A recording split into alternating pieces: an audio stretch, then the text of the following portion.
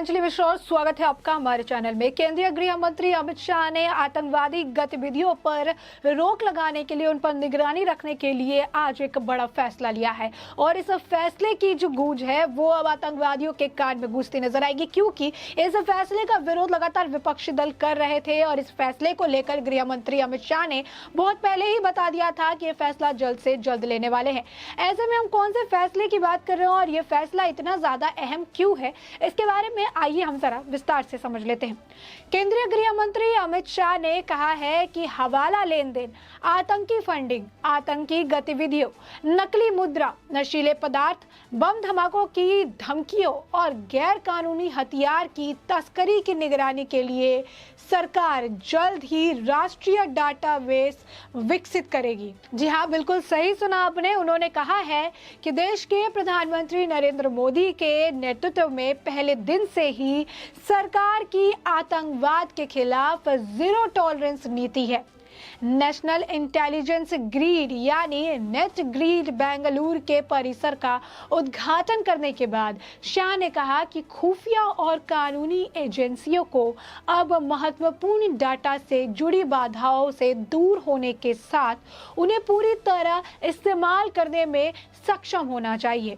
उन्होंने कहा कि डाटा विश्लेषण और सूचना प्रौद्योगिकी के इस्तेमाल से एजेंसियों के कामकाज के वर्तमान तौर तरीकों में व्यापक बदलाव आना चाहिए।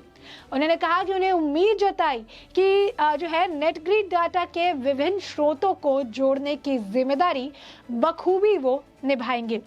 वहीं गृह मंत्री अमित शाह ने कहा कि डाटा दायरे और जटिलता के मामले में पूर्व की सुरक्षा चुनौतियों के मुकाबले आज सुरक्षा जरूरतें काफी बदल गई है।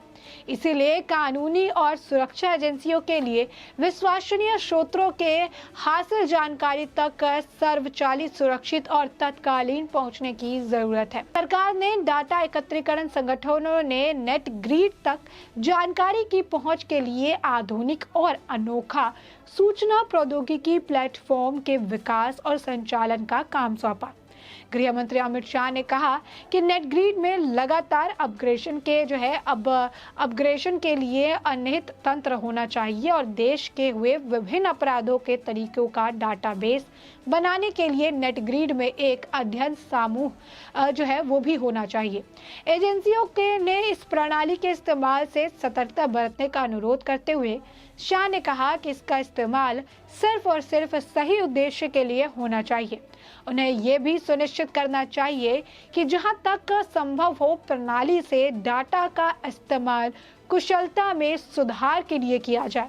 गृह मंत्री अमित शाह ने इस बात पर भी जोर दिया कि डाटा की निजता और सुरक्षा बेहद गंभीर मामला है और उन्होंने आश्वस्त किया कि किसी भी नागरिक के निजी डाटा तक अनाधिकृत पहुंच ना हो, यह सुनिश्चित करने के लिए जरूरी प्रोटोकॉल भी निर्धारित किए गए हैं। केंद्रीय गृह मंत्री अमित शाह ने मंगलवार को यह भी कहा कि केंद्र सरकार जल्द ही हवाला लेन देन, आतंकी फंडिंग और अन्य आतंकवादी करतूतों की निगरानी के लिए एक राष्ट्रीय डाटाबेस विकसित करेगा।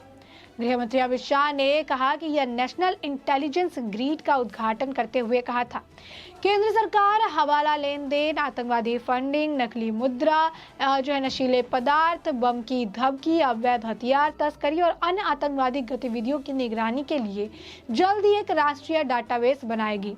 केंद्रीय गृह मंत्री ने कहा कि प्रधानमंत्री नरेंद्र मोदी के नेतृत्व में सरकार पहले दिन से ही आतंकवाद के खिलाफ जीरो टॉलरेंस की नीति अपनाए हुए। उन्होंने कहा कि डाटा व्यापक और जटिलता के मामलों में पहले ही सुरक्षा चुनौतियों की तुलना में आज सुरक्षा आवश्यकताओं के काफी बदलाव आया है।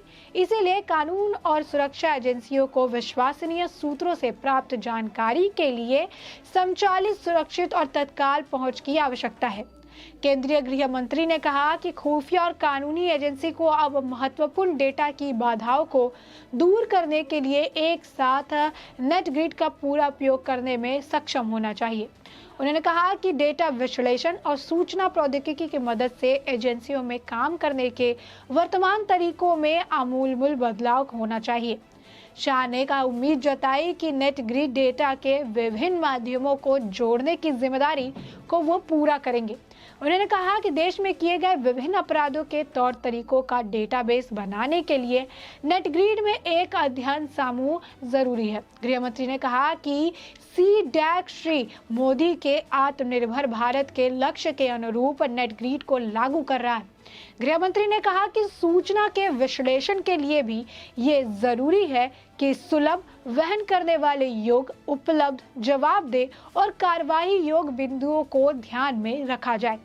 उन्होंने कहा कि पुलिस महानिर्देशकों के सम्मेलन में श्री प्रधानमंत्री नरेंद्र मोदी जी के दी गई घोषणा पुलिस प्रौद्योगिकी मिशन जल्द ही शुरू कर दिया जाएगा। यही नहीं, गृह मंत्री अमित शाह ने नेट ग्रिड के कर्मचारियों को उनकी उपलब्धियों के लिए बधाई दी और उन्हें नेट ग्रिड को अगले स्तर पर ले जाने के लिए अपने प्रयासों को आगे बढ़ाने के लिए प्रोत्साहित भी अपनी तरफ से वो करते नजर आए। उन्होंने इस उपयोग करने वाली एजेंसियों को इस प्रणाली का उपयोग करने में भी सावधानी और बुद्धिमानी का उपयोग करने का अनुरोध किया, जिससे कि इसका उपयोग केवल सही उद्देश्य के लिए हो सके।